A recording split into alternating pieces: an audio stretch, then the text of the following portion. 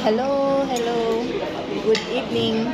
Ayan, so ayan po si Ma'am ay sis Nancy. Ay, oo, sige na nga. Etong mga ito, kasama, puro field workers. Ayan, so malalaman natin kung ano yung mga magagandang experiences nila. So, pa-share naman guys, ano yung pinaka magandang experience niyo, para sa inyo, best experience niyo sa field?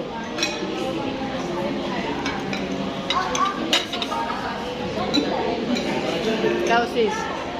Oh. Parang man ma-inspire sila maging field worker. Ay, just, pag pupunta kayo ng field, nako, ay,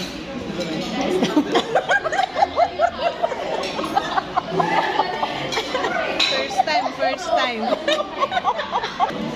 Ayan, so, ano muna, unahin muna natin si sis, madam, ikaw muna.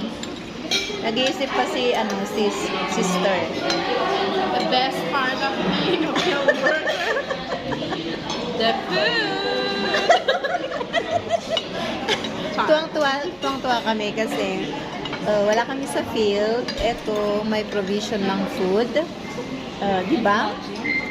And lodging, ganun. So, feeling princess kami kasi muna ng ilang araw. Kaya, tuwang-tuwa kami. Kasi pag nasa field na kami, walang ganito.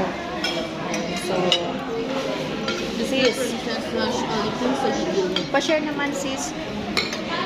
yes, so maliban sa merong training, pag ikaw ay field worker, possible, may training ka with lodging na ganito, and of course the food, and yung magkakasama kayo na field workers. Dun sa pagiging field worker is one of the best experiences ay maaari yung engagement. Anong engagement? Engagement sa community where you have the opportunities to learn as well, to grow while delivering the services and others. You and Wow, di ba? Galing. And of course, libreng tour. Ay, oo, tama. Ayun din, pag field worker ka, no? So, sinabi na nila kanina, kain, ganon, hindi ka na maghugas ng plato. Pag nasa training. Pag nasa training, oo. So, pag nasa field ka naman, love na love ka ng mga community people. Ay, wow. Ang daming pagkain, tapos pag uwi mo, may baon ka pa. Ay. Diba? Yun daw yung No? experience ni sis. Ay, talaga? Sa kabila naman. Oh. Yan. So, si sis naman. Ikaw naman.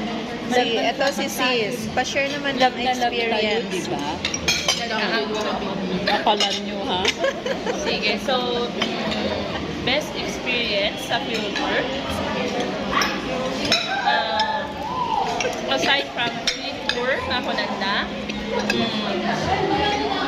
yung engagement sa community, at sabi nga nila sa social worker, di ba? My God, you live with the community. Actually, field work, like, it's a way na sometimes if you're stressed, iti-work like mayat iso na nga pag mapanmagmag na to vent out. Tas, it's a therapy for us lang. For me, personally, therapy is una. Kung hindi mo na kaya yung pressure sa work, like, mayat ka na nakag-feel maki-istorya iti community, makiturog iti community, kaya aside from food, garod na punanda. So, yun ang for me is the best. Kaya for 10 years, ala kami na Ayan. So, thank you so much. Thank you so much sa inyong mga sharings, mga kapwa field workers. So, tama po. Tama po yun. Sa field, free tour. Kasi trabaho mo na yon, napupunta ka sa mga magagandang place na tourist spot ng iyong area. So, development, sabi ni sis, madam, and yung mga iba pang sinabi nila. So, be a field worker, guys. Lalo na sa mga kabataang nag-aaral ngayon. Baka gusto nyong mag-social work or any other courses na may involve ka sa community. Thank you for watching. Thank you. Nakuti.